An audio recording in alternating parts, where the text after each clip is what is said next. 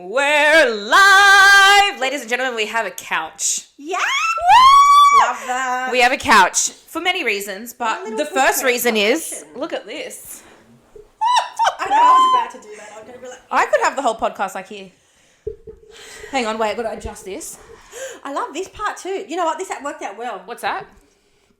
What are you talking about? And we've switched sides, actually. We should, for the video watchers, we have... Oh, shit.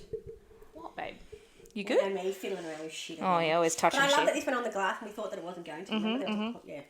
Jermaine said it would, and he was like, no, it'll be fine, it'll be fine. And we were like, oh. And then I did it, and I was like, fuck, Jermaine was right. Don't let him know that. Don't tell anyone that I said that. He's been on the game all night. Last night. But we are... I don't know why I can't keep shit still. Yeah. Are you uncomfortable? Do you need I'm not uncomfortable. No, definitely not. I don't know what I'm doing. This feels so good. I love a couch. I love a couch too. Not only are we so... Oh, Beck. No, we're fine. You were right in the first place by putting this under here. Rebecca. I'm working on it. I'm working on it. It was everything. I'm trying to do something. You know that sound that's like, I'm fucking trying. I've only been doing this for 2 fucking days. Have you seen that? It's not going to work because my fucking arm's going to go there. Oh, anyway, in case you're wondering. Do you want to switch spots and No, you can put it here? No. We've committed to... I really don't even know what I'm doing at this point. I'm going to do something. I think I can understand what your concept is. Yes. There we go. Yes. Yeah. Right. We're alive. I don't know if you've noticed anything about the podcast space other than the new couch. Do you think anything else has changed? Oh God, now you're going to put me on the spot. No, the crystals. I mean, I got the crystals out to put on the coffee table, but I don't even think the coffee table is in view of the... I don't think it is. Anyway. No, well, oh God, now I feel like... I cleaned my desk. Yeah, you did. I did notice that, yeah. But I thought it was bigger. But that's well done. Congratulations. Thank you. Like that. No, it is a big deal. Yeah. I cleaned my desk because I got a job. What? I know. What are you doing? That's what I was going to tell you before. Oh, okay. So do you remember when a few months ago I did that talk for the organisation called Generation Women where they invite 6 people from every generation? Mm-hmm. They needed an admin. So it's women run, only women work for the organisation. They needed an admin. It's 20 hours a month. I just got to send them an invoice. I reactivated my ABN and I start on Monday. You work there or work from home? Yeah. Like it's remote? Yeah. I can fill up those 20 hours in the month however I can in between when Austin sleeps, when he naps, on weekends, when Tay's home, when Tay finishes work. I can jump on and do a bit as long as I meet my, the deadlines that they have and the tasks that I have to complete. 20 hours a month. Woo! Get That was a shit high five, but girl. thank you. I'm really excited. Can I just say, there was a little bit of manifestation happening. Yeah, it was. A couple months ago. Yeah, I mean, I was loosely looking for work, but I wasn't taking it too seriously, and it's it wasn't necessary for me to be working. It would have been a bit helpful on the bills and stuff like that. You know what I mean? We were doing okay. We are doing okay. Yeah. But I think there was a point where you wanted to be more productive. And more, not breadwinner-ish, that's a bit crappy to say, but a bit more bringing in sort of a bit of an income as well. I feel more productive in the family. Yeah. Love that. But hello, look at you. I know. Look it just kind of fell into my lap. I sent in my resume and I actually low-key want to have my boss on the pod. Yeah. Because she is one of the most... she's such a lovely, sweet woman. She runs the organisation. She's a sweet, sweet Scottish woman. Thickest accent. It's so lovely to hear her speak. She's got a little girl, a 3-year-old. Yeah. And I really want to have her on the pod for sure. And I told her, I was like, I'd love to have you on my podcast. And she was like, yeah. It's a no-brainer. Literally. So good. So I start on Monday. Congratulations. Thanks. Such a big thing. I love that. Thank you so Love much. that. And it's so remote. It's remote for you. And you would fit in. So do you get a roster, some sort of to-do list roster that you've got? I have deadlines that I have to meet and there's tasks. I have a list of tasks that I have to do, which is just administration and support of customers. 5 hours a week, 1 hour a day. Yeah. On a work day. Yeah. And there's deadlines is the best way to put it. Throughout the month, there's things that I have to do at certain times. by certain dates and stuff like that. So I work with that fine. Yeah. I mean, I feel like you won't because you're pretty aced at that. Did you get your hair done? No, I washed it. Oh, look good. I'll make sure I wash it more often for you.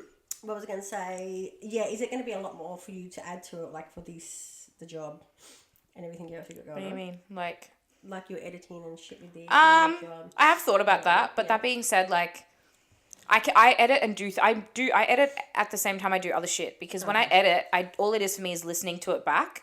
And then if there's ever a point where I'm like, okay, future easy, cut this, then I just quickly cut it and then I keep doing it. Because I just listen to my AirPods. I edit while I sew. Oh, okay. So I just edit, I have the laptop there, I'm like sewing, working on shit. And then even if I listen to myself go, oh, I think we should cut that, I'll quickly cut it and just keep playing. As well. Keep sew. Yes, I sew! I need to show you what I made, except I didn't take any photos. I'll get Maddie to send me photos because I made my nephew... Oh, you did say you're making him for his birthday? No, I made him something for his birthday and that was already passed. Yeah. And then Maddie and I went to Spotlight and she was like, now that I know you can make overalls, the possibilities, in Maddie's words, the possibilities are endless. So she spent like a good $100 on fabric and was like, here, can you make me overalls? Do you know what I even like? The confidence in my daughter to go... Yeah, Izzy will make me a formal dress. And Georgia's picky. Yeah, Georgia is picky. So the fact that she finds comfort in thinking... You're going to ace this. There probably will be some pickiness along the road, so beware. That's fine. But the fact that she thinks you're going to ace this is just comforting. We'll see how we go. We'll see how we go. I do need my grandmother. My grandmother taught me how to sew, right? And I'm not sure if it's a joke anymore or not, but she keeps like making subtle like comments about how I'm not, in quotation marks, advanced enough to learn how to sew zippers in. You know how like a zipper on clothing? Yeah. And like, now it's to the point where I'm like, that's funny. But like, are you serious? Like, she might also be thinking, I've been doing this for years. You're not just going to pick it up. And you may well have very well picked it up. Know what you're doing. No, but she's also super, like, I have the other day, she came over and I was in the middle of making a pair of overalls for my nephew. And she picked it up and like brought it close to her face. I was like, don't look too closely. Don't look at the details. Don't pay too close attention. And she was like, no, it's okay. It's fine. And even then, like Maddie, whose mum is also a professional seamstress. Is she? Well, was back in the day. She's semi-retired now, I think. Yeah, but she is a professional seamstress. Like, she fully made one of her daughter-in-law's wedding dresses. Wow. Like, Maddie's mum is really good. And, like, even I'm scared to even show Maddie these because I'm like, you know what your mum can do, which is perfection. Yeah. And I'm just here, like, cackling away, editing my podcast, doing my little overalls. I don't know, man. I try my best and I enjoy it. You know what? That's the most important part. Yeah. I enjoy it. We'll run with that for a while. Yeah. Yeah. I even said, like, last year we got my nephew and my son, Austin. I don't know, I seen that. You seen that it came out, just like, oh, Austin! Yeah, I had to buy it. We bought them matching Christmas outfits because we did a Santa photo together for the boys. But last year we could, because Austin was still little, he was 1, we could still shop in the baby section, the boys, to get them the same outfit. But this year my nephew's still 1 and Austin's almost in size 3, almost. Wow. So like, we were like, shit, what do we do about matching? Exactly. Or we go buy fabric.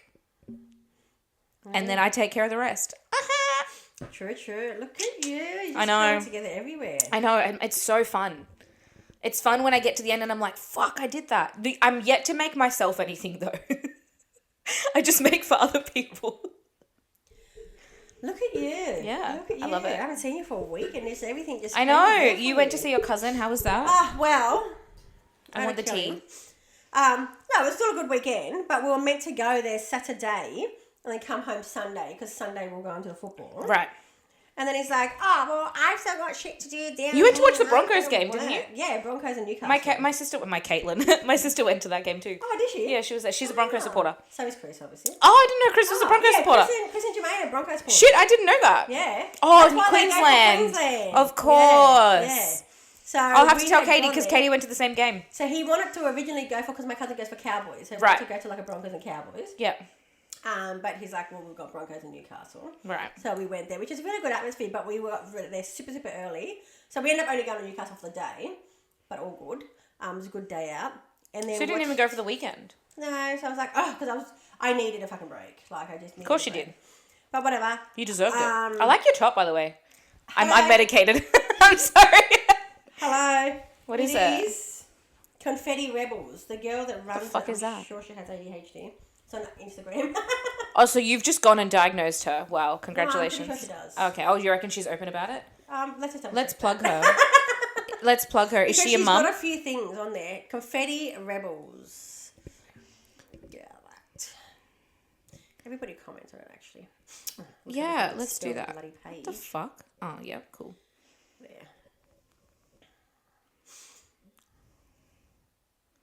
She puts a lot of things up. Oh, I follow her. Yeah.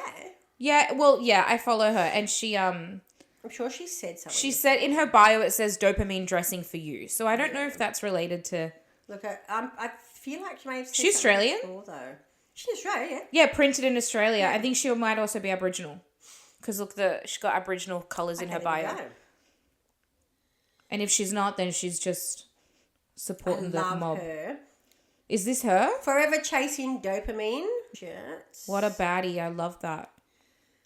When you go a little berserk with samples, but you really don't need to. Like, I'm not one for like the chill skirt, but I like that. But yeah, seeing this and I was like, yeah, I love the denim, like the wash denim. It's very. I love the oversized part. Yeah. There's also another shirt that I got wrong size. I don't know why I picked it. It's a medium, but it wasn't oversized, but it was a little bit small. All good. It says, I'm an absolute fucking delight.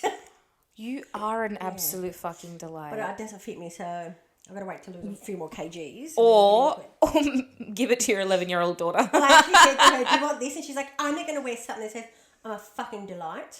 Well, she is a delight. Yeah, but would she wear it if it didn't say fucking delight? Oh yeah, wear it to bed. But she's like, no, I'm going to wear it when it says fucking delight. Maybe if it just said I'm a delight, she might be more interested. Who knows? We're going through this, so we're going to a stage at the moment where she's I'm too cool for her. I'm okay when she needs something, but I'm just a little bit too cool for her. And we're just having that, don't touch me, don't do anything. And I'm like, whatever, that's it. It's a phase. I'm a bit cut by it, but, you know. I hope I never get that with her. She's only 11. My kid's going to get that with me. That's not a problem. And I'm going to get there and cry about it too. But I hope that she never looks at me and goes, Auntie, get the fuck away from me. She's only 11. We're not even hitting the teenage. So, but she'll be like, thanks, Mum. Can you grab me this at shopping? I love you, Mum. I go home, like, here, baby. And she's like, don't fucking touch me. I'm like, that hurts. Okay. I'm hurt on your behalf. But I'm like, it's only a phase. It's only a phase. I hope it's only a phase and nothing more. Yeah. Anyway, so you had a good time with your cousin. Well, did you see your cousin? Yeah, he came with us to the game. Oh, okay, cool. Yeah. Mad. Cool. We watched the girls' game beforehand. I always love watching the girls' game. Yeah. Georgia enjoyed it. Of course she did. So, yeah. And then she was like into the boys' game. But we all thought the girls' game was way more like intense than the boys. People say that a lot. Yeah. I don't know anything about the girls sport. are like just so full on. There's no like penalties where they're laying around. And Georgia. I enjoy women's soccer. And I'm a fan of I'm a fan of the Matildas. Yeah, and I watch the games, and like Taylor and I watch them with Taylor's sister. And we actually at one point were going to go, I think it was to Adelaide to watch a game, and then we couldn't get tickets. I don't know, something happened. We talked about it, or maybe we just didn't take it too seriously. I don't remember. But it's every now and then I'm like, what the fuck does that mean? I don't know the game. But I enjoy. Look, Jermaine played football. He's now 20. He's played football since he was 4. And I still say to Chris, what's that mean? He's like, it's a shepherd. I'm like, what's shepherd? Like, I get the gist of something sometimes. I'm just like, what happened? Oh, cool. Yep. And I just make out, I pretend I know it. Yeah, of course. So but I just know it's got to go from one end to the other. But I'm still like the loudest screamer there. So, anyway. Oh, good to know. So I'll never get it. I hope that if Austin gets into a sport, I actually like... Georgia gets it. Georgia understands the NRL rules. And that doesn't even apply to her in junior league. Yeah. But she gets it. So eventually somebody will get it. Maybe my brain just doesn't care to get too much into it. I'm just like, cool. I hope that like Austin's into... First of all, I hope that Austin's never gets into a sport, and I hope it's something theatric and like artsy like me. But if by chance he does get into a sport, I hope that it's like... I hope he loves it enough where I end up loving it enough. Because if he was just doing it for funsies... I think that you will because your kids play him. That's what I mean, but it's different. Like, if he was just doing it because he was like, oh, like, whatever, I'll just do it. then there's no passion for him, and I would be like, okay, well, we're not feeling this. Like, you're doing it, and we're going on the weekends, and we're doing the damn thing, but, like, no one's really feeling it. You know what I mean? Whereas if he was to start something and genuinely, like, I would love to see, like, his face light up, then I'm like, fuck yeah, like, you know? Well, Georgia said to me the other night when we went for a walk, I think I might want to play netball because all of her other girl cousins play netball. The older girl cousins play footy. Mm-hmm. Because when I watched Evie's game and it was a bit of a vibe, and I watched her play netball for school, and she's really, really good for someone that doesn't ever play netball. Yeah, right. Wait, Georgia? Yeah. Yeah. And a lot of the other mums are like, wow, she's really good. And I'm like, I feel like she's going to be one of the people that just pick up stuff. Yeah, quick. sports like, especially, yeah. And she's like, I think next year I want to play netball. And I'm like, yeah, you can do whatever you want. Secretly, there's part of me that's like, I like you in football. But when I watched her play for the netball day for school, I, again, don't get the rules to netball. But when she was so into it and all the other parents were like, go, I got into it. I'm like, go, keeper. No idea. But, like, I was into it because she was there. Because she was into it, yeah. That's really nice. Yeah. So I think your kid could be wanted to join a circus, and if you watched him, your heart would just Absolutely. To be honest, I would love if he joined a circus. Go Austin. But yeah. I wanted to talk about. I wanted to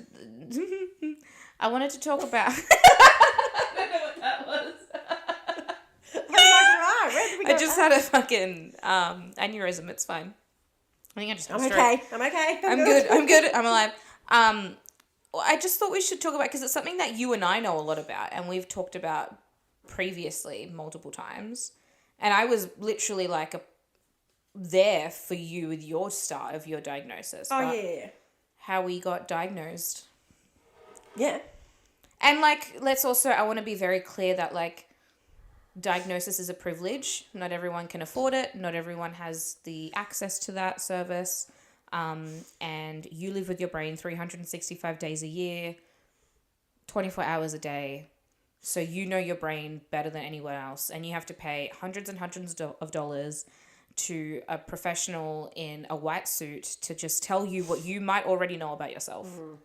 And that's something that I want to be very clear, because that's how I feel about it. And I strongly believe that. And I think sometimes the only difference in having a diagnosis, like a medical diagnosis, and you knowing, is treatment. And if you don't want to access treatment, and you don't feel like you don't want, if you don't want to start any medication to support the way your brain works, then you don't need a diagnosis, in my opinion. Yeah, I think the diagnosis would be more so you can access medication. So you can access meds, yeah. Because I know some people that have access to diagnose and happy to never be on meds ever. Well, I was on meds for a while, and then I just stopped because I don't need it while I'm at home. Yeah. And I'm a stay-at-home mum now, and I personally just don't feel that like... would be me. Yeah. Yeah, I personally just don't feel like I need it. If anything, it makes me feel worse because I have, like, a come down that really drops really low. And, like, it drops, like, really low, and then I get anxious about it, and I get, like, the shakes and anxiety. So to be fair, I haven't talked about it with my psych. And that's only because of the fact that I'm okay just not medicating myself. Yeah. You know what I mean? I feel like if I wanted to medicate myself again, I would have to, like, make some adjustments. Yeah. Or try a different medication. But again, because you know you there's no concern there. Correct. So all is good. Yeah. And, like, if you want to access medication and treatment, then, yeah, I would encourage looking into a diagnosis. Yeah, you know your brain better than anyone else. And self-diagnosis holds so much power. And self-diagnosis for me just gave me so much validation. So do you feel like that too? Do you feel like it gave you validation? Well, it gave me, I felt like a bit like an imposter syndrome. Oh, yeah. Imposter syndrome. And then I thought, is it real? Is that real? This is what I was going for. But I was like, I knew it. So validation was fine. But then I was like, is that what I really have? Like, because then I started thinking, was I putting it on for that? Or, like, it was just so much craziness around it. And then there was that, then it was like, it was so emotional. It was a bit of grief. Like, why didn't anybody know about this beforehand? Like. But, like, so. But I'm glad I know about it. Yeah, of course you, yeah. Do you want to, like, start, like, I got my diagnosis when I was 23. And it was after a few years of me going back and forth being like, maybe this is what's going on, maybe it's not, maybe this is, maybe, nah, definitely not, oh, maybe. and like that back and forth, and then TikTok. And it's TikTok was a tale as old as fucking time. It happened to a lot of people. It wasn't just me. But I opened the video and it was like, if you experience blah, blah, blah, blah, blah, you might have ADHD. And I was like, oh, that's interesting because I experience all of them. Haha, fun. And then I kind of took it to a GP, and my GP wrote me a referral to see a psychiatrist, and I was so fortunate. I called one psychiatrist to try, because it was a blank referral, not like directed at one psychiatrist. Yeah. It was a blank referral, so I could have taken it anywhere, right? And I called this one psychiatrist, and she had ADHD, and she told me. And now looking back, I'm like, fuck, the way you spoke to me, you were just on bees, right? You had bees in your brain buzzing about, bitching around. She had it too. Right? Yeah. And she told me, she's like, I have ADHD too. She said, I'm about to go on maternity leave, so I can't see you. But she sat with me for half an hour on the phone and was like talking me through what I should do, how I should log my symptoms and my traits, to think about if my parents might have ADHD because it's genetic. Like, she recommended me 2 or 3 of her colleagues that I could, potentially see if I called them. She sat with me, and I'll never forget, like, half an hour on the phone. Like, I'm so sorry I can't see you. I would have loved to have helped you, but I'm about to go on maternity leave, but this is what you can do instead. That's so good. I don't remember her fucking name. I really don't. I don't remember anything about her. We remember too much, but we always remember how people made us feel. 100%. And at the time, I was like, my parents? No. Never. Now, I'm not going to go further. Anyway. I love that part of the realization, because we're like, even for me and my siblings, we're like, yeah. I can see it runs riot on my mum's side. Yeah, it's rampant, actually, in the streets. Yeah. The streets are rampant. So then I ended up calling, I ended up calling one of her colleagues, and I found this, technically he was a child psychiatrist because I was under the age of 25. Oh, yeah. So he's the coolest dude ever. He's this real groovy Anglo-Indian guy in his like 50s, and he's just like the sickest. He's so cool. I really enjoy him. And now he runs a private office out of the child psychiatrist clinic, so he can see me as an over 25-year-old as well, which is really handy. So you can still go through that? Yeah, because he was working for a psychiatrist clinic. Yeah, right. But now he runs his own private clinic, like by himself, so I can still see him over 25 years old. And in between, and they gave me like a date, and I think it was very much like, for myself, I just needed to have like a deadline. So I needed to, because if I didn't have a date locked in, I would have just kept pushing it back and then getting more stressed out, and then pushing it back and getting more stressed out. So they booked me in, and it was something like 3 months away. I don't remember. And I was like, that's fine, as long as I've got a date. And then they called me back after like 6 or 7 weeks and be like, we've had a cancellation. Do you want to come in? And I was like, yeah, right. But in those weeks, I found online, and I'm going to link it if anyone wants to buy it, if I can still find it. I found this person who makes this like workbook that you can log and... I swear by that book. Yeah, log and track your symptoms and traits of ADHD. And she even says it's a woman, and I'm pretty sure she's somewhere in Europe. I want to say like Slovenia. Don't quote me on that. I could be wrong. I would have never. But it is one of those random places. Yeah. It is one of those. I thought she was American. No, she's not American. She's European. Okay. She's some flavor of European. I don't know. Mm-hmm. Slovenian or like Switzerland. I don't fucking know. Anyway, whatever. And yeah, she's a small business, and she makes like she's got this little book. It's got like little cute drawings and diagrams, and explains what the traits are and the symptoms of ADHD. And you go through every page, and you essentially write like, yes, I have experience with this trait. Here's a memory I have with this experience. Here's something that somebody else has told me that they have with this experience. How early do you remember having these traits?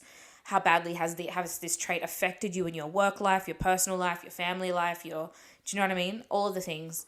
And I put it in like one of those manila folders. Yeah. And I took it. Professional. Oh yeah, I had to. And I took it to. Just so that they think I know what I'm doing. I've got my shit together. Absolutely, yeah. Oh yeah. And I took it to my psychiatrist, and my psychiatrist is flicking through the pages, and at one point, I remember him asking, "Do you have any experience with X, Y, and Z, like a trait or a symptom?" And I'm like, "Just flick a few pages. The answer's right there. Just flick another page. Just flick over. Yep, that's your answer." And by the end of it, he was like, "Yeah, cool. Let's get you some dexamphetamines." So I started Dex, literally the day after or 2 days after or whatever. But in that appointment, I don't know how it came up, but oh no, he did. I think he asked me, "Have you felt how has your emotional state been with coming to terms with this?" And I said, "Honestly, it's been pretty shit. I spent the week He asked you when you got diagnosed or what? In the moment, while he was flicking through the book, like what was your emotion filling out that or filling out that, or like obviously you've come to this point where you're pretty certain. How has this been for you emotionally?" And I said, "Honestly, really shit. Like the week that I filled out that booklet, I cried every day. Every single day I cried. I cried so much for little Izzy, who was going through all of this on her own and always felt different. I always felt different. And now I had an answer, but little Izzy didn't. And little Izzy was not a 23-year-old, somewhat mature person. Do you know what I mean? Yeah. And then I felt anger for my parents. And this is all I'm saying this to the psychiatrist. Like, I'm not just, like, I'm being honest. I'm like, I grieved a lot I have been grieving a lot for the little version of me that, you know, all my report cards has potential but easily distracted. And it's like, okay, so you see that I'm kind of good enough, but like, I would be better if I did things your way. Yeah. Do you know what I mean? And that's what hurts. Part of that I hate it because school isn't built. No, it's not. It's not built for most kids. Let's be honest. School is when we leave school, apart from the reading and writing and obviously the maths, which I'm still shit at and I rely on a calculator anyway. So but there is nothing else in school that I have used in my adult life. Nothing. No. So the fact that they get to test you on this and send report cards home to your parents and your parents are like, not good enough. And then you feel shit is just hideous. Because I'm really fortunate my parents were never like hard on me about my grades. Didn't do that either. And I was really, really like... But I just think it's such a shit thing if you were to read over it and be like, was I not good enough for that? It was. And it's the potential but easily distracted tells me, you saw that I might have been good enough, but only if I did things your way. Yeah. And like school is that tree in the jungle where you've got a monkey, an elephant and a giraffe and you ask all of them to climb the tree and obviously only the monkey can. Yeah. Because the other two animals are just different animals. Do you know what I mean? We're just different. We're not less than, we're different. Yeah. You know? And yeah, that took me out. And then, you know, when I said, you know, I kind of got angry at my parents, he said to me, "Okay, well, what year were you born?" I said 1997. And he was like, "Okay, well, that's the year that I graduated university." And I was like, "Oh, okay." And he goes, "Yeah. And a year after that," no. And he said, "And a year before that, which was 96, he said, I had to beg my dean of university to allow me to write my thesis, my postgraduate thesis, or my pre-graduate thesis, about how little girls also have ADHD. Wow. So the year before I was born. And the year after I was born was when the medical field suddenly made the discovery that ADHD is something that is lifelong and you don't grow out of it when you hit because I remember before I was obviously diagnosed and I knew anything about it, I obviously thought it was just a naughty kid. A naughty little boy, particularly. Yeah, not a girl. And they'd grow out of it. Yep. That was my assumption of ADHD. So like literally the year before and the year after I was born was so pivotal for medical history. And then my psychiatrist said something else to me. We still didn't even hear about it then. Correct. Then my psychiatrist says to me, do you have any siblings? I said, no. He goes, you have to consider that as an only child, your parents didn't have anything to compare you to. Which I've always said that was probably the case. Yeah. You know, your parents only had you to look at, so they never really questioned if you were different to anyone else because they only looked at you. You didn't have siblings to compare to. And I was like, that's actually a good point. And then I remember like quite literally like having that, it was like an instant like, oh, my parents are doing their best. Like I can't be mad at them. And instantly having compassion. Parenting and all that. 100%. But remember, like, I was 23. Like, in now, though, your emotions are still valid. Correct. Like, I was 23, and like now, as a parent at 28, I'm like, parents are always just doing their best, unless they're shitty parents, and then I'm judging you. But like. The ones that are on the right side of history, every parent is always just doing their best, and I can acknowledge that. Yeah. But at 23 years old, I was mad. I was fucking raging. Yeah. I was mad. Yeah. And my mum had more kids. Yeah. That was my maddest part. Like, you knew. You knew I was different. Yeah. Everybody, my mum's family had said something, like my auntie had said, and I told her, she's like, yeah, I thought you knew. And I was like, what? Hang on. Stop. Obviously, my mum passed by then, so I can't actually. You can't check with her. Yeah, and I was like, "What do you mean you thought I knew? Yeah. So you knew? Like, who else knew?" So apparently, everyone did except me. Yeah, and she's like, "Oh no, like something about like a discussion or something." So whether it was, she didn't really go too much into it. It's like so roundabout, and I was like, "I'm just gonna have to take that for what it is because I'm not getting anything more from it." Whether somebody or my mum or whatever had said, "Hey, that one's a little bit different. Let's check what the next one's like." My middle sister was a bit, hey, going through childhood. Mm-hmm. My younger sister was very emotional. So me and Simone got diagnosed with anxiety and depression, which easy could have been bloody ADHD now. Mm-hmm. And autism. Yeah. And she's very emotional. But, like, did you just think, okay, well, that one, second one, ooh. Okay, it gets a little bit like, was that how you just went with your kids? Is that why you had multiple kids then, Carol? To like try and get a good one? You know what I mean? Like, trying to unfuck them up? Yeah, but I'm like, you had multiple kids and you still thought, but in saying that, I also look back at us and then my kids, I'm like, my mum was in routine. Yeah. We knew, everybody that knew us knew that we were in routine. We knew what we were doing day in and day out. Do you reckon she was neurodivergent? Do you reckon Carol had ADHD? 100%. Me and my sisters talked about it. My mum definitely had it. And if she didn't have that, she had something. She was fucked up some other way. She definitely had something. Bless Carol's heart. Yeah, definitely had something. Yeah. 100%. So I think she just thought, that's what I did. That's what they do.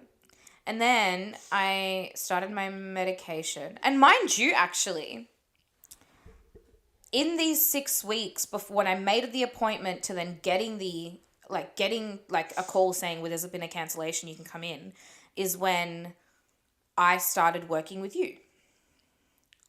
At the company? Yeah, the company. Oh, yeah. We never worked in the same office, but I worked at the same company, obviously. So I got a call from she was my boss and then she left, whatever. Was it that recent? Yeah, I'll cut it, but it was... Yeah, right. Oh, yeah, you did say something. Yeah. Okay, yeah. So she calls me... and my resume had been passed on by people. And she calls me and it was back and forth of her being like, just come for an interview, just come for an interview, just come for an interview. I really like your resume. I think you'd be great for the job, blah, blah, blah, blah.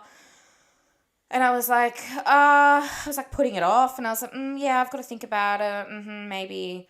And then eventually she was like, what's the fucking jig? She didn't swear at me, but she was like, what's the situation? Like, what's going on? What are you worried about? What are you scared about? And I was like, honestly, the fact that I'm about to hopefully walk into, or I think I'm about to potentially walk into an ADHD diagnosis. And I'm not sure what that means for me. I'm not sure if this means that. And again, I had internalized ableism that I was like, what if I get this answer that I have ADHD and that's an instant marker on my head that I'm not good enough for anything. Even though it was validation at the same time. Both. Yeah. It was validation for the way I had experienced things, but then I had to unlearn everything else that the world had taught me about kids and people with ADHD. I had to sit there and go, do I really have ADHD? Because I wasn't a kid that made the teachers cry and threw chairs across the classroom. I didn't do that. So can I really have ADHD? Yeah. And then I had to sit there and go, okay, well, I'm still able to get up in the morning and brush my teeth and get ready for the day. But I also feel like I do have these disabilities because that's what it is. It's a disability. Like, I am disabled. I'm not good enough. I may as well be a vegetable. Like, that's what it felt like. So that's also probably definitely why it was so hard for me for those weeks. And so manager at this company that you still work for, eventually said, our job is to support people like you, so why would we not support people of our own that, might have disabilities? And I was like, period, queen, you kind of ate with that. So then I went for an interview and I got the job. Yeah. Obviously, and then I met you. Yeah, love that. And then literally it would have been a few months later is when I met you. Yeah, because you'd come into my office. Before that, I met you, and you don't know this story. You don't remember this story. We've talked about this before. Okay. Do you want to retell that story? Okay, I can. Okay. So we had a mutual friend. Oh, yeah. Okay, yeah. We had a mutual friend. Yeah. 2 mutual friends. Yeah. And I heard a lot about you through one of these. Actually, through both of them. Yeah, right. Look at me. People are just talking about me left, right. Because you're a fucking sick bitch. I just want to think I'm just a little grain No. of sand. No. I had heard so much about you, and that you ended up becoming one of my suggested friends on Facebook. So I went, bam, and I added you. And you must have heard from me because you accepted. So you must have heard of me. I heard about you. Yeah, I heard. Must have heard about me. Like, yeah. I don't think you would have accepted otherwise. Or maybe you're just a weirdo that accepts people. I don't. Maybe you're just a weirdo that accepts people. Like, how dare you accept people for who they are in this world? I'll be like, widow. Bang, delete. Anyway. And then we just started yapping. I'm actually probably going to one day scroll right back to our... I'm not bothered now, but I'm gonna. Can do it faster on my laptop.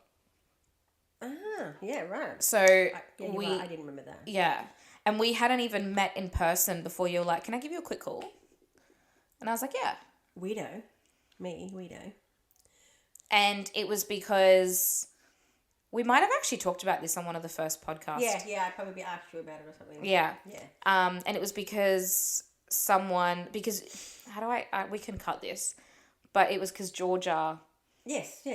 Yeah. Based on her. Yeah. Is how I got mine, yeah. Yeah. I don't know how or if you want to tell that story, but. Yeah. Do we mention Georgia though? I don't know. Like, how do we go about that? I don't know. Well, yeah, she's not listening to it. Eventually she will, and she'll work it out. So. You called me. She knows. She always says, I do weird things too, so. Yeah.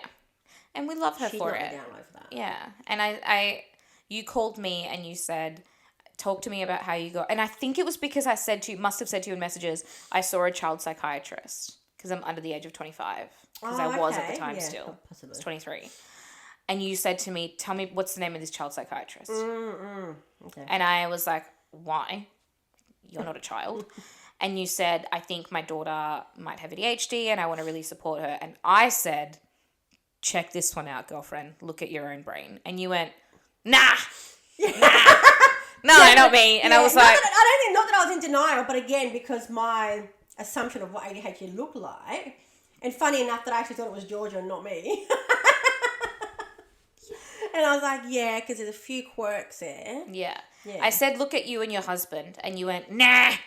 And I went, okay, whatever, pop off, queen, see ya. And then it would have been a few days or weeks later, you were like, okay, yeah, I really got to look into this. I think you're right. I've had a lot to think about. I've processed a lot of this and I think you're right. And I linked you to the same workbook. You completed the same workbook. Yeah, I love that workbook. I swear about that one. Yeah.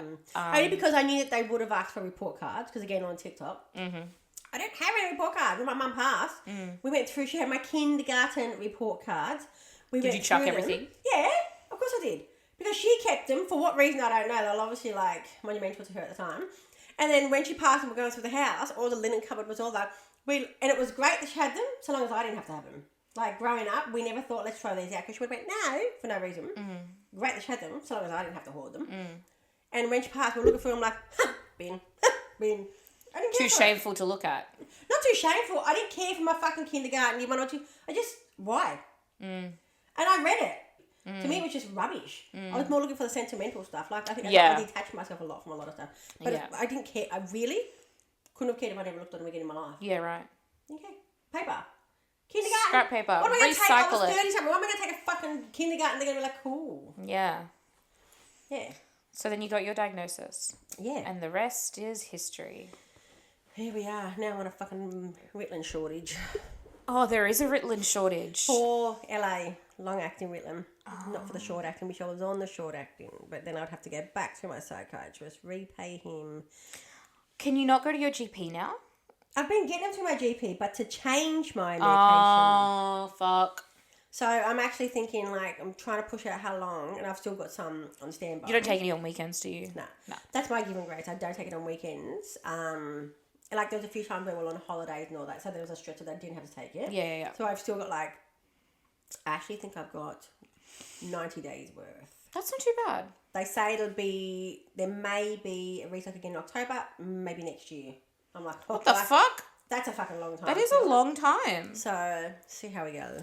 I didn't take Ritalin. I had to actually pay to see him again. Yeah. To redo it. But then if it comes back in again, I would fucking do it again. Yeah. Whereas the short acting, I was taking multiple little tablets, and long acting just one of the same. I was doing short acting Dex, and I never tried long acting ones. But the long acting one is just convenient.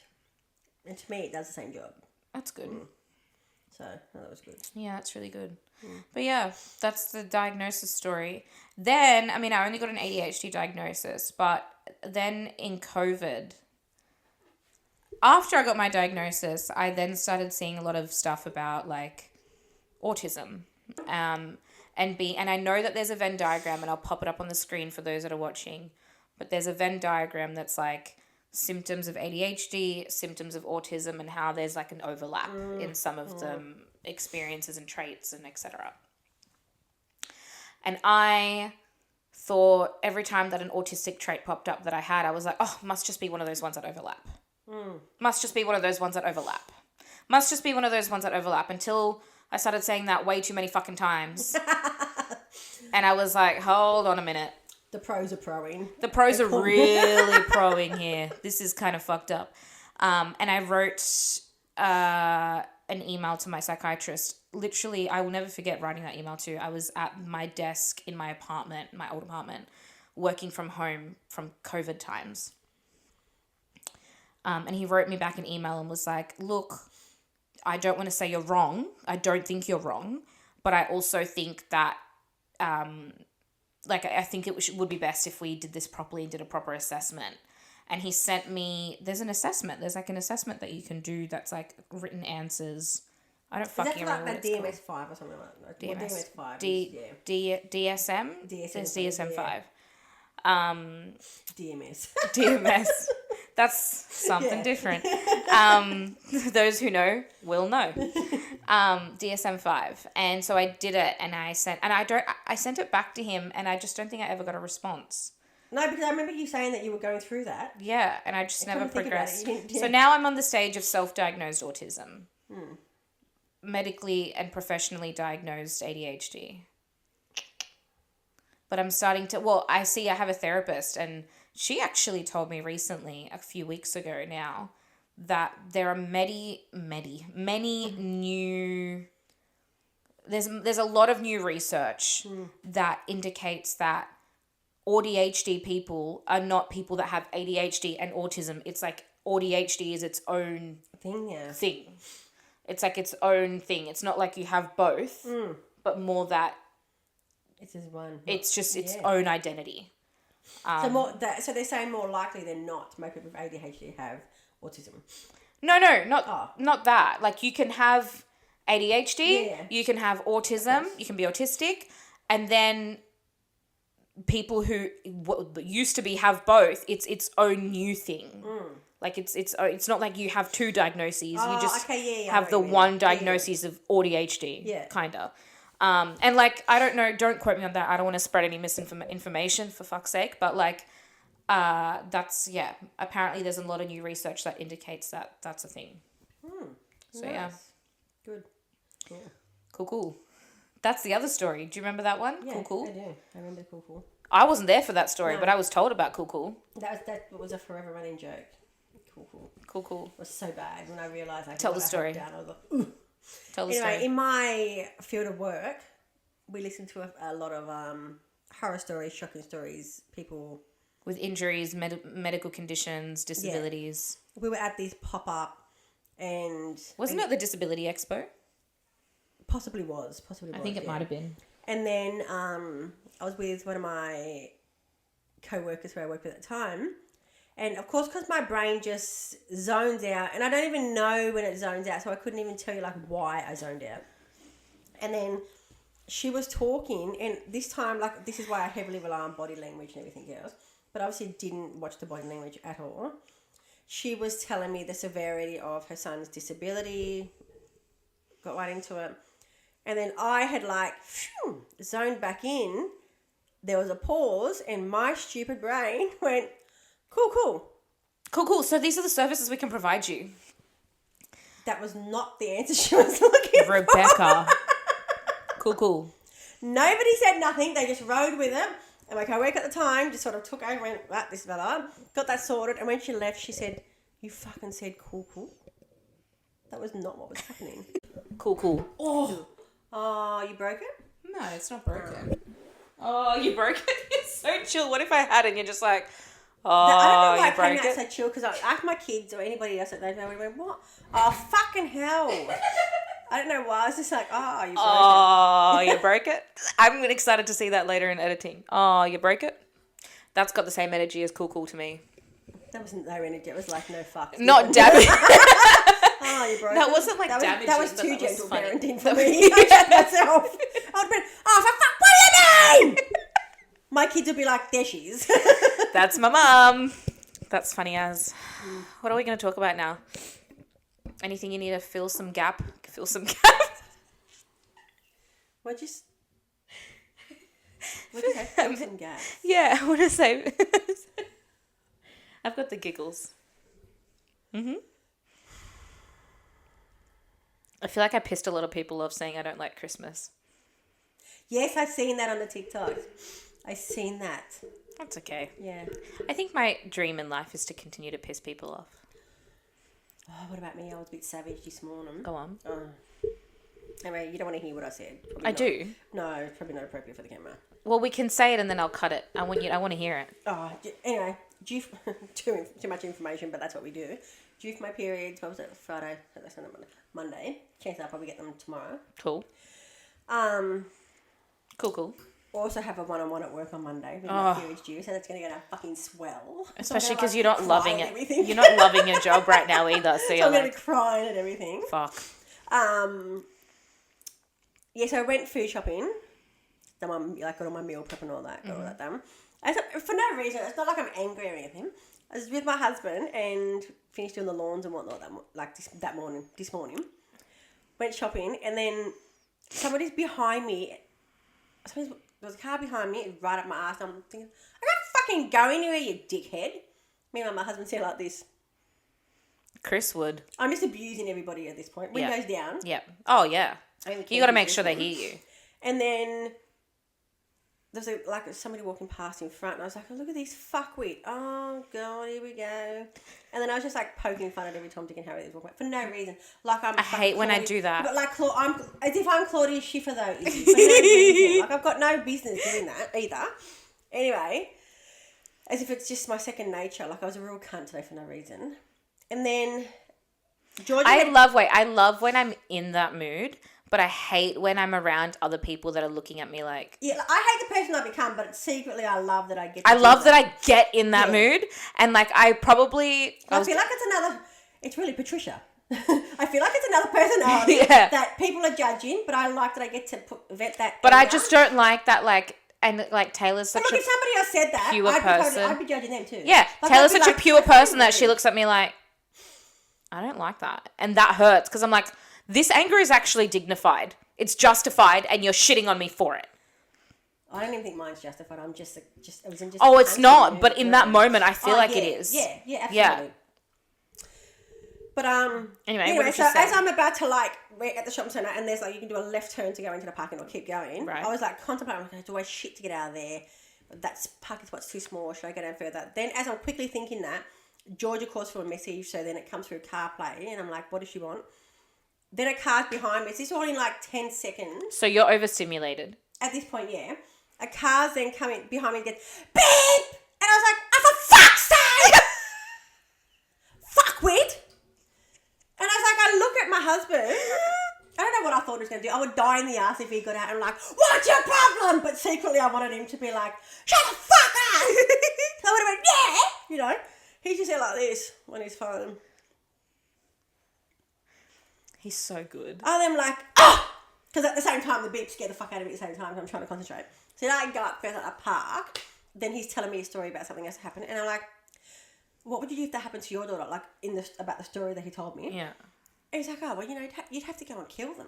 And I'm like, well, fucking kill the idiot that beeped at your wife like a lunatic. Did you even see who he was? Did you see what car he was driving? What are we going to do with that information? And I was like, fucking psychopath. What are we going to do? That's a car. Scratch it. What, report it to the police? Police is going to be like, okay. Yeah, like he beeped at you. What were you doing? Probably holding up fucking traffic. Like in that second I probably was. Wasn't moving too fast for him, obviously. Fuck, that's funny. And I was like, yeah, so what, did you even... It was the most normal conversation. Did you even see who was the driver? Did you see what the car was? And he's like, no, why? And I was like... As soon as I said it, I thought, what are you going to do with that fucking information? Well, even if we did remember, what are we doing with that? If that car was parked next to me, in my head I wanted to like open up my car door and bang that car, but I probably wouldn't have. Because it would have fucked your car too. Correct. But I'm saying it to him like, fucking reef the guy out the window or fucking Key's car or something. Like Chris looks scary. But he's not. His wife is more scarier. Yeah. Even my boss. Like looking at Chris, you're like, he could snap me in two. This man could flick me with his middle finger. He's got the most emotionless face. Yeah, and that makes it, that's even scarier. And I'm like... And he has no conversation barely. Like, no. He's just... So it makes Unless he's calling me a bitch. You never know, yeah. Or, hey, go on, slut. Yeah, calls me a slut. Hey, go on, slut. Hey, go on, bitch. Like, and we say this about a man that most people, or maybe some people on the pod don't know, but I swear to you, Chris is one of the sweetest human beings in the world. He really is. He just says it to rile me up. He's a feminist. I love this man. Me defending him like he's my husband. Who hates men. He literally.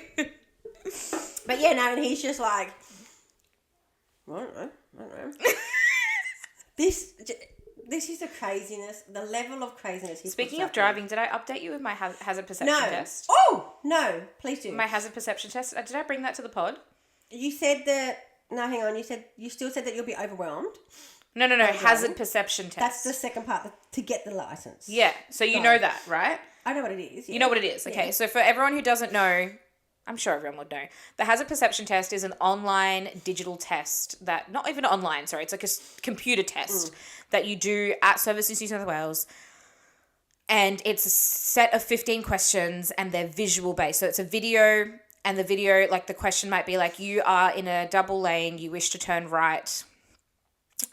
Touch the screen when you believe that it is safe to turn right. And essentially they are testing how well you can perceive hazards, which is why it's called the hazard perception test. I really still think they should have like a gaming break. You shouldn't be touching the screen.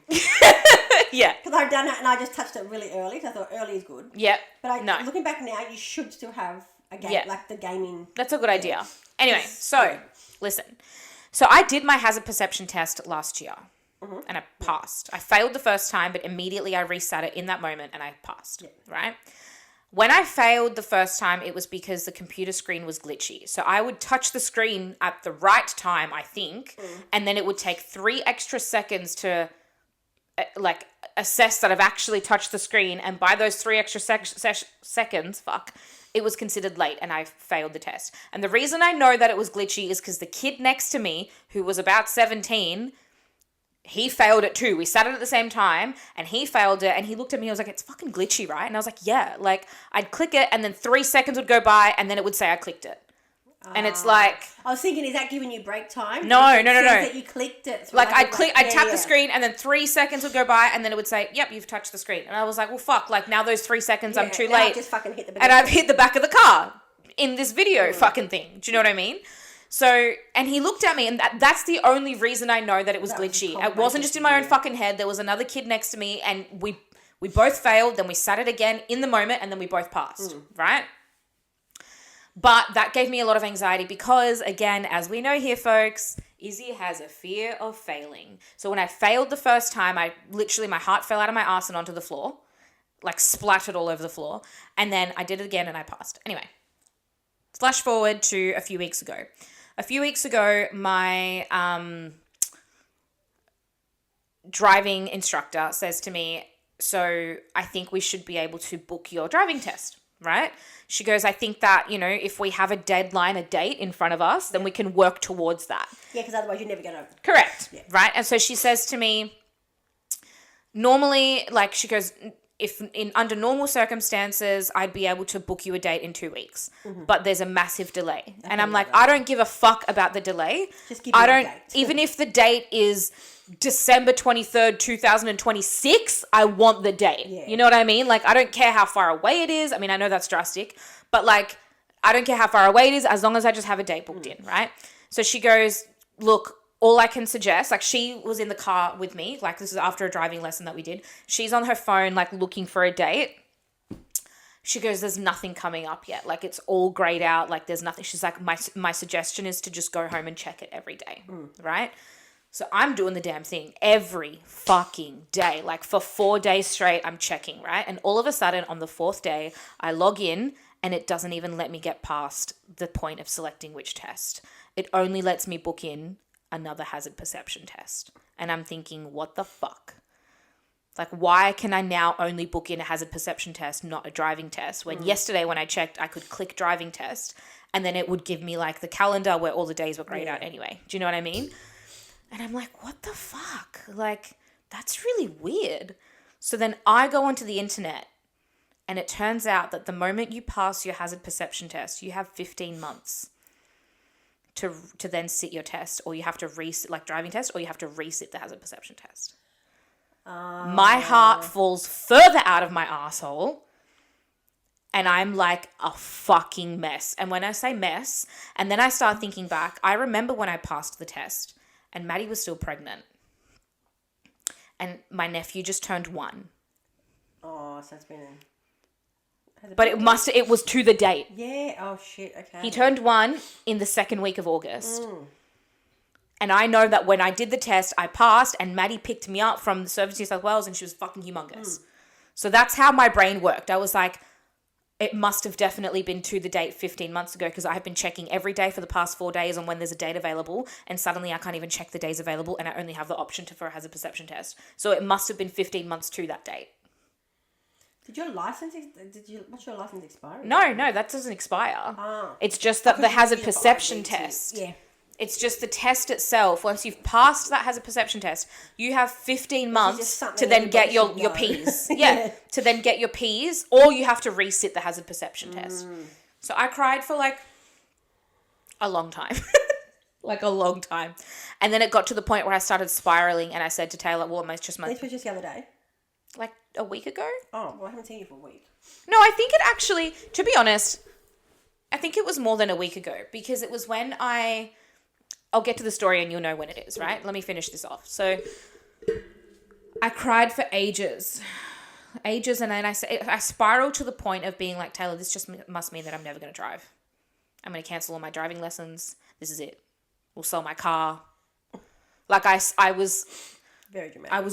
I was spiraling and I couldn't be stopped. I couldn't be stopped. And I feel like Taylor knew I couldn't be stopped because she was like, okay, if that's what you want. Yeah, because like, you can't bargain with anybody. Yeah. And I was like, no, you don't understand. Like, I'm blah, blah, blah, blah. But I kind of wanted her to bargain with me. I was going to say, because at the party it's like, no, you're fine. You're supposed to convince me that I'm capable. They're not going to win. No. Yeah. And so I don't want to, and like, I don't want to put her through that, you know? Anyway. And then something in my brain went, try something new. So then I remembered that my therapist more than a month ago, months and months and months ago, recommended that I read a book by Brene Brown. Read a book you what?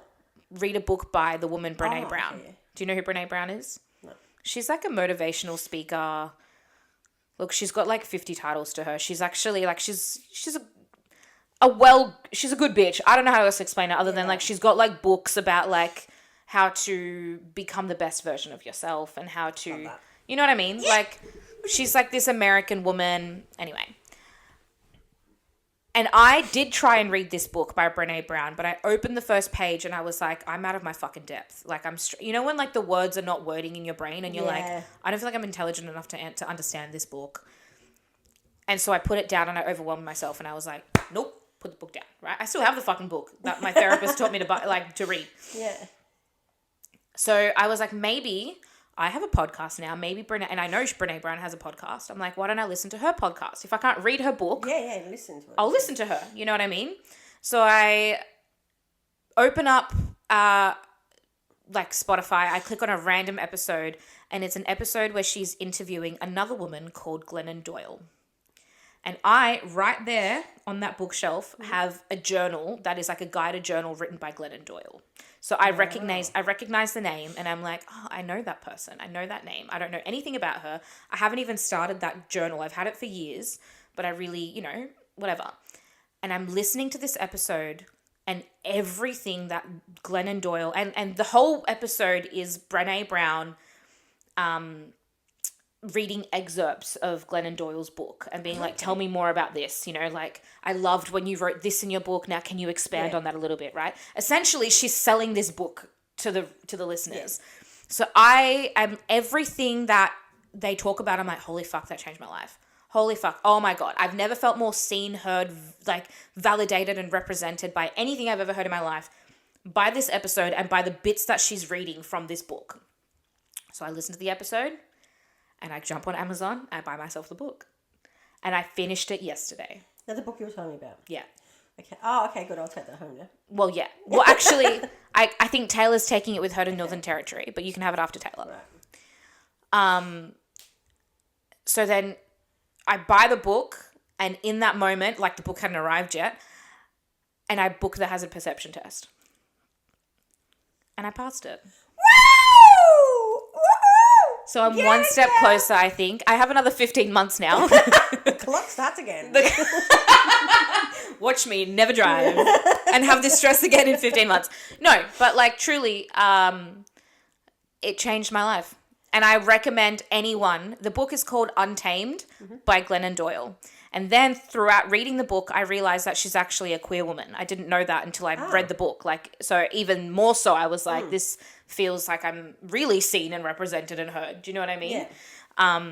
Like, she left her husband for a woman. Do you feel like you could book, like, your next test? I don't know. Here and now? I don't know. Well, I have to wait to chat to my... Because you've even said so yourself. I can drive. I can. It's just the thought of it all. It's the thought of sitting the test and failing. Yeah. I don't want to be a cunt, but love, that's life. Yeah, it is. I fall down 7 times, get up 8. It's not about how many times you fall down. It's about the comeback, baby. Is it? Of course it is. Okay. I'll take your word for it. I tell Georgia that all the time. All right, I'll take your word for it.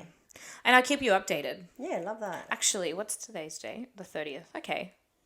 I'm going to keep looking at dates and see what I do. I'm not sure. I expect something to be done before January. Yeah, I can promise you that. I can promise you before January. Get it, girl. Yeah, we're about to be in September next week. Yeah. I turned 28 in a few weeks. My driving lesson, right? Yeah. My driving test to get my P's. My red P's. Yep. I got you. When I drove from, because I done mine at Richmond. Why? Because okay. Shit.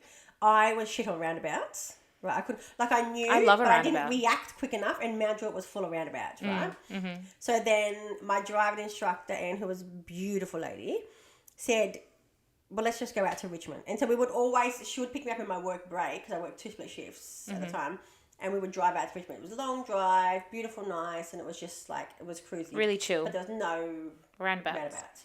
And so she said, Richmond's got a quick, thing to do it all on. I was like, yeah, cool, we'll do that there.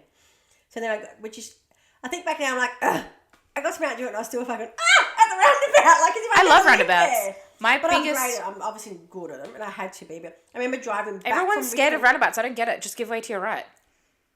Okay, says the girl who's... You're so right. I'm so sorry. You're so right. I am so sorry. I don't know.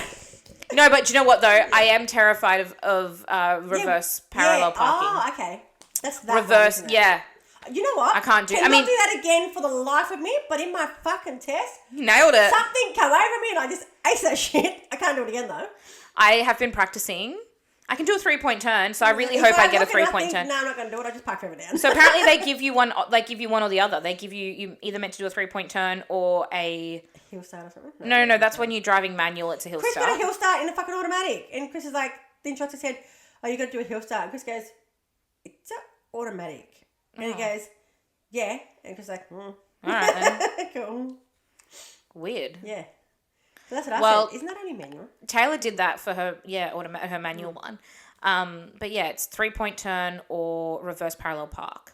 And I'm working on reverse parallel park. And even then, my instructor last week was like, you used to hate them. You used to have a really hard time with them, but now you're becoming its friend. And I was like, friend is a strong word, Amy. I would say that we're acquaintances who nod at each other from across the bar and pretend each other doesn't exist. I don't like them, but it is what it is. I'm getting there. It's happening, I think. I don't know. But yeah, I drove from Richmond RTA. Oh, yeah. Home.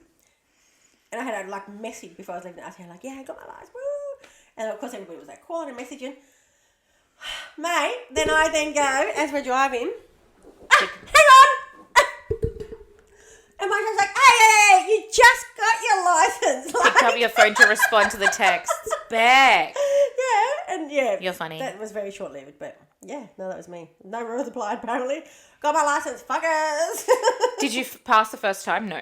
No, I went 3 goes. I passed it the fourth time. Yeah. Do you know what failed you the first 3 times? Huh? Do you remember what failed you the first 3 times? Yeah, I had the same fucking guy instructor. I had the same guy instructor. It wasn't him, it was me. Yeah, but what was it? He said, so the first time was, I don't know why I thought this. I think the panic washed over me. It was 9:20 or something like that, because I wanted an early one to smash it out. And then the school zone was still in until 9:30. I was going through a school zone. At 100 Ks. I'm kidding. No, it was 50, but it should have been 40. Yeah, yeah. And then I was going slower, I think. Then he said something, but I thought he said it's not a school zone. I'm thinking it is, but I will sped up a bit. And then he's like, is this a school zone? And I'm like, it's after 9 o'clock. And he's like, okay. Because they can't say much else, right? If they say anything at all. And then, so that's what failed me. So I soon learnt how that played out. So we got to the RTA, I'm confident as hell. He comes back with nothing, no plates, no nothing. And it's so you failed. Of course, I just bawled my eyes out in the RTA. Then, I can't remember what the second time was. And then by this time, it was the same lap. The same route, used to it. Then the third time I remember clearly, he said, was that a set of lights? And then he said... The way that it sounds like he's was that a set of lights? He's asking you, No, we were at a set of lights. Oh, okay. We were at a set of lights, and then he said, just turn left right here. So my brain heard right here. Oh, so you turned right. Turned right. Yeah. And then he said, no, I said turn left. And I said, yeah. And I said, oh, you said turn left right here, and I just heard right here. I said, sorry, and I automatically knew that's it. Fail, because you didn't follow the instructions properly. So that was the third time I knew, okay, we're coming back with no plates again. And I just got better at failing, better at accepting the failure. Yeah. Then I had a girl next time, and I said to my instructor, oh, hopefully this means something good. This could be good. Got her. Absolutely perfect. Was great. And then... And we got back to the RTA. She then grabs the plate. And I'm like, I passed! Because that never happens to me. I know I passed. And then she got the plate, and I'm like, I didn't hear anything she said then. But I just knew that nobody ever goes past those plates. Before they come to me. But because of my age, I was over 25. I only had to stay on my reds for so long. Oh, is that how it works? So that must be it for me still. Yeah. But so many changes now, I wouldn't be able to keep up. Well, now I know that when you're over 25, you don't have to log your hours. Yeah, so I never log my hours. Yeah, so every time there's one particular family member of Taylor's, we don't see them often, but every time they're like, how many hours you got, Izzy? And I'm like, I don't have to fucking log them. Leave me alone. I don't want to talk about it. Yeah, no, and then, so then I was on my red peas. Chris was on his... green, so every time we were driving the car, we had to keep switch from place. Then eventually he went off his. I was like, I can't wait to fucking get off mine. And then I got off mine, and then whereas Jermaine just got his. The audacity of my children, the chill, goes in, gets them. He didn't even have very many instructions. We just paid for. So I think it was 5 at a time or something like that for him to check in how he was going at the time.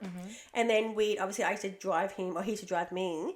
To every Tuesday he had TAFE as part of his apprenticeship. Yeah. So we drive to the TAFE out at Quakers Hill. He'd drive there, and I was trying to be I was like, so just because my brother-in-law, shout out to Bass, would always say, don't look at that car braking in front, look at the one in front of that. So I would always say to Jermaine, okay, the cars up ahead are starting to brake, and I in my head I thought I was so chill. okay, the car's about to start to break. He's like, yeah. And he was a really good driver. And he'd get out at TAFE, and I'd get out and I'd be like, oh, I'm so stiff. Yeah, because you're stressed out, and then drive, and then he'd meet me at my work, and then drive home. Yeah. So we got his hours in, then he drove to Wollongong, like we drove him there before, and then, so we got his hours up. Then, he just went for it first go, chill as, no stress. I was in Tasmania for our... Oh, we were in Tasmania together? Yeah. So I was there, and then, he calls me, he's like, I passed him. Mad. Then he drives himself to Kudos Bank Arena. And I was like... What? What the heck? Yeah, this kid just drives. Now he drives into the city for work and everything. Like, there's no crimes. He's fine. It's so good. Yeah. He kills it every time. Yeah. You good? I think you just expelled a demon. Sounded like it, didn't it? A little bit. You good? Yeah. Cool. Yeah. Cool. I've been taking antibiotics. Why? It's in my throat. I've been having a... did I tell you the whole house has been sick a while ago? Yes. Like it read, yeah. So I had antibiotics, took 2, and then Chris got really sick. So you gave them to him? I gave them to him. He's gotten them, and I was like, I'm not going to take them if I don't need them yet because I think I'm good. But then my throat was getting like a tinge, and I'm like, I need to zap that beforehand. Zap it. Yeah, so I've been doing that. But then I just was shopping. I was like, fucking earache. So I think something's going to come. Do you have earaches often, though, because of your... No, not often, funnily enough. Wow. Neither does Jermaine, funny enough. So when they were saying to me, it's part of when we're getting his ears checked, did he have a lot of ear infections? I was like, no. But he was a sick kid. Yeah, but never a lot of ear infections. Just from like fucking gastroenteritis, pneumonia, something else. But there was never any ear infection. Interesting. Yeah. Curious. Then he got like sore ears when he was teething. Yeah, that's... Like, it's sore. Yeah. When he was old enough to like talk like, Ficket, mummy, Ficket. Ficket. Yeah, when he was like teething. Ficket is so cute. So he knew where the pain was coming from. But that was just teething. And I knew because I was like, ugh. I can see it going red and we're pulling at it. Austin used to pull his ears when he was a baby with teething, And then, but nothing in between that. Yeah, right.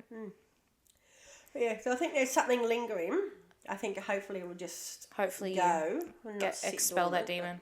I think what we should start doing is we should have a small business shout out for mum businesses. Yes. So if you're a mum and you have a business... let us know. I think let's start with... I mean, my cousin has a small business. She's been on the pod. Yes. Made by Tash. We'll plug it. I'll have her links in the bio. And it's also coming up to Christmas. So it is. She makes a lot of personalised goodies. So it's a good time to be plugging small businesses. She makes a lot of personalised goodies. She makes me everything that I need for my family members. She made Austin a water bottle recently. It's got like all his favourite things on it. It's really cute. And she's going to be at...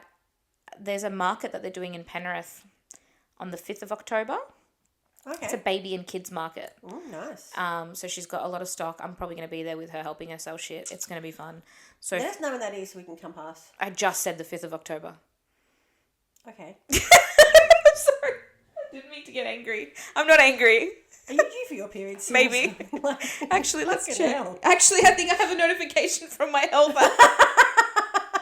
That hit me 30 minutes ago. Well, that'll explain it. Oh, it actually says, reflect on how you're feeling. Take a second to log how you're feeling in this moment. Angry at Beck. Savage. Angry at Beck because she made me say 5th of October twice. No. That's my husband's birthday, by the way. I know it is.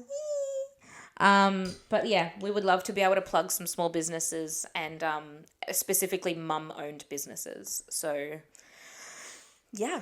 Yeah.